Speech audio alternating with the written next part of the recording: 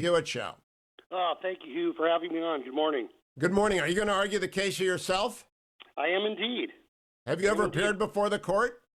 I have. I have appeared before the court, and then, and you're a lawyer, how interesting and fun that is. It's kind of almost like going to church. It's such a sacred institution, and it's kind of different this year because we have to do it virtually, so we're not actually going to be there.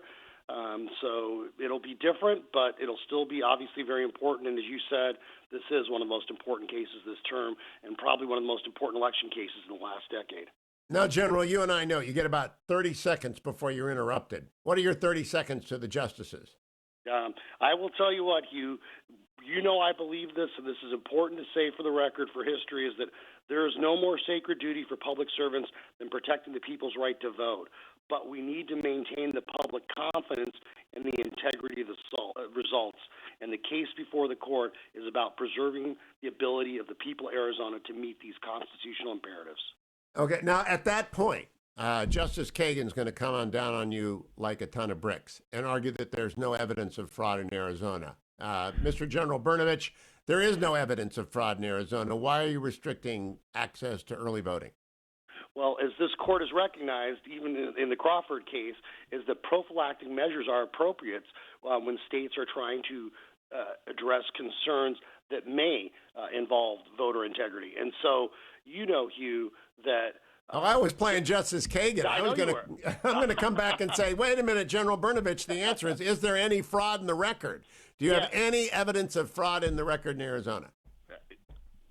Justice Kagan, Mr. Hewitt, let me just say that as recently as 2018, a congressional election in North Carolina was overturned as a result of ballot harvesting fraud. People were essentially disenfranchised and without representation for nearly a year in Congress.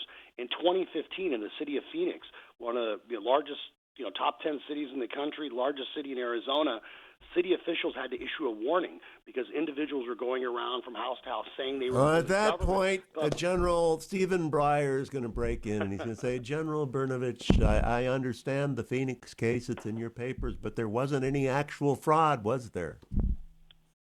This court has long recognized that prophylactic measures are important, and no less than Jimmy Carter, when he co-chaired the Baker-Carter Commission in 2004, recommended restrictions on ballot harvesting. A majority of states in this country, 26 states in the District of Columbia, have restrictions or requirements dealing with out-of-precinct voting. At least a dozen states have restrictions on ballot harvesting. So to say that these common-sense election measures, like the ones in Arizona, are somehow racist would mean to invalidate more than half the laws in this country. And not only that, Justice, if you accept the arguments of the DNC, you will be putting in jeopardy any common-sense time, place, and manner restrictions when it comes to election integrity. Because anytime there's a racial disparity, a statistical anomaly, that would mean that the law is inherently racist. Justice Sotomayor is going to come in at that point, and this is the third. He'll say, Attorney General, all my colleagues are asking you, there's no fraud in Arizona. There just isn't any. And I know prophylactic rules work, but not when you haven't got anything to be prophylactic about. Well, just this last election cycle, our office has indicted 2 individuals that were engaged in ballot harvesting. Now, the case is still a criminal case pending, so I can't go into the details of that because it's a pending criminal case, but this court has long recognized, its own precedent in Crawford recognized prophylactic measures are important. We know that there have been instances historically in this country where whole congressional races were in jeopardy. Both Republicans and Democrats have been guilty of misusing ballot harvesting, and there is nothing wrong with ounce of prevention is worth a pound of cure in the law. Are those now I'm back being Hugh again, General. Are those prosecutions in the record? Well, back to being Hugh. Come on, Hugh. I came on. I didn't do a moot court today. I was coming up to talk to you, man.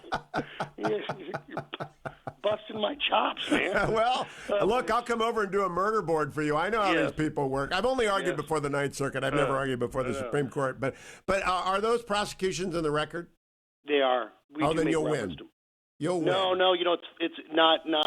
It's interesting because one of the DNC amicus briefs actually point that out as evidence of racism, because the anyway, you can read their brief. But this is how crazy and wacky this stuff has become. Where I alluded to that Baker-Carter Commission, where literally Jimmy Carter, just 16 years ago, was recommending that states adopt these types of common sense election integrity measures, and now somehow they've become racist or unconstitutional, and it's just crazy. And what the left needs to realize, or the DNC needs to realize, is that the more they do this stuff, the more that they destroy election integrity measures, the more chaos and anarchy we're going to have. General Brnovich, this is the vote. This is everything. So you've really got to win, because states that can have got to put these measures into place, and it depends on your argument next week. So God go with you. We'll pray for you.